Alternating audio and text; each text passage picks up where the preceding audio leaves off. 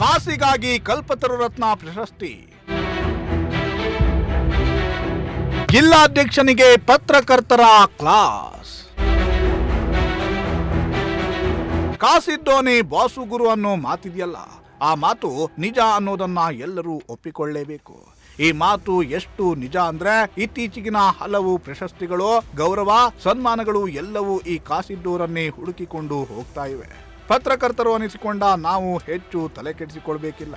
ಆದರೆ ಎಲ್ಲರನ್ನೂ ಪ್ರಶ್ನೆ ಮಾಡುವ, ಸಮಾಜದ ಡೊಂಕು ತಿದ್ದುತ್ತೀವಿ ಅಂತ ನಮಗೆ ನಾವೇ ಭುಜ ತಟ್ಟಿಕೊಳ್ಳೋ ಪತ್ರಕರ್ತರ ಸಂಘದಿಂದ ಕೊಡುವ ಪ್ರಶಸ್ತಿಯೇ ಇಂತಹ ಬಂಡವಾಳಶಾಹಿಗಳನ್ನ, ಕೋಟಿ ಕುಳಗಳನ್ನ ಹುಡುಕಿಕೊಂಡು ಹೋಗಿಬಿಟ್ರೆ ನಮ್ಮ ಮಾನ ಎಲ್ಲಿಗೆ ಹೋಗಬೇಕು ಹೇಳಿ.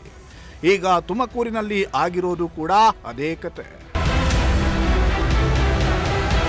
ಹೌದು, ಕಲ್ಪತರು ನಾಡು ತುಮಕೂರಿನಲ್ಲಿ ನಾಳೆ ಮತ್ತು ನಾಡಿದ್ದು ರಾಜ್ಯ ಪತ್ರಕರ್ತರ ಸಮ್ಮೇಳನ ನಡೀತಾ ಇದೆ.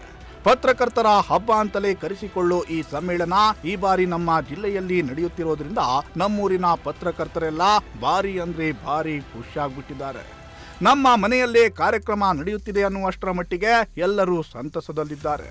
ಬೇರೆ ಬೇರೆ ಜಿಲ್ಲೆಗಳಿಂದ ಆಗಮಿಸುತ್ತಿರುವ ಪತ್ರಕರ್ತ ಮಿತ್ರರಿಗೆ ಆತಿಥ್ಯ ನೀಡಿ ಅವರಿಂದ ಬೇಷಣಿಸಿಕೊಳ್ಳೋ ನಿಟ್ಟಿನಲ್ಲಿಯೂ ಕಾರ್ಯೋನ್ಮುಖರಾಗಿದ್ದಾರೆ. ಪೋಸ್ಟರ್, ಬ್ಯಾನರ್ ಹಾಕಿಕೊಂಡು ಭರ್ಜರಿಯಾಗಿಯೇ ಸ್ವಾಗತವನ್ನ ನೀಡ್ತಾ ಇದ್ದಾರೆ. ಆದರೆ ಇಷ್ಟೆಲ್ಲ ಖುಷಿಯಲ್ಲಿರೋ ನಮ್ಮ ಪತ್ರಕರ್ತರಿಗೆ ಈ ಕಲ್ಪತರು ರತ್ನ ಅನ್ನೋ ಪ್ರಶಸ್ತಿ ಸಿಕ್ಕಾಪಟ್ಟೆ ಸಿಟ್ಟನ್ನ ತರಿಸಿಬಿಟ್ಟಿದೆ.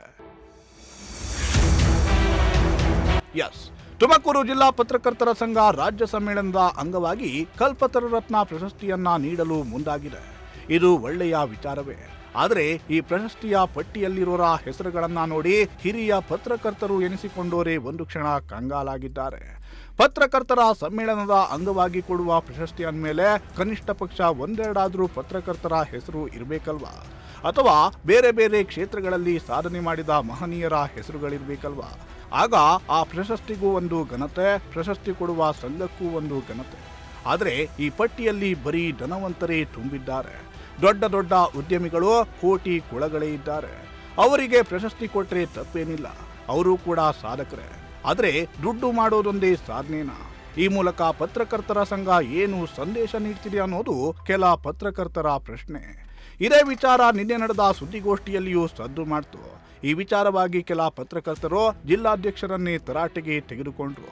ಕಾಸಿದ್ದೋರಿಗೆ ಮಾತ್ರನಾ ಕಲ್ಪತರು ರತ್ನ ಪ್ರಶಸ್ತಿ ಅಂತ ಪ್ರಶ್ನೆ ಮಾಡಿದ್ರು. ಪತ್ರಕರ್ತರು ಒಂದರ ಮೇಲೊಂದು ಪ್ರಶ್ನೆ ಕೇಳ್ತಿದ್ರೆ ಪಾಪ ಜಿಲ್ಲಾಧ್ಯಕ್ಷರು ಸುಸ್ತಾಗಿ ಬಿಟ್ರು. ಅದೇನೇ ಇರ್ಲಿ, ಪತ್ರಕರ್ತರು ಅಂದ್ರೆ ಸಮಾಜದಲ್ಲಿ ಒಂದು ಗೌರವವಿದೆ. ಪ್ರಜಾಪ್ರಭುತ್ವದ 4ನೇ ಅಂಗ ಅನ್ನೋ ಕಿರೀಟ ಬೇರೆ ಇದೆ. ನಾವೇ ಹೀಗೆ ಮಾಡಿಬಿಟ್ರೆ ಹೇಗೆ ಅನ್ನೋದಷ್ಟೇ ನಮ್ಮ ಪ್ರಶ್ನೆ.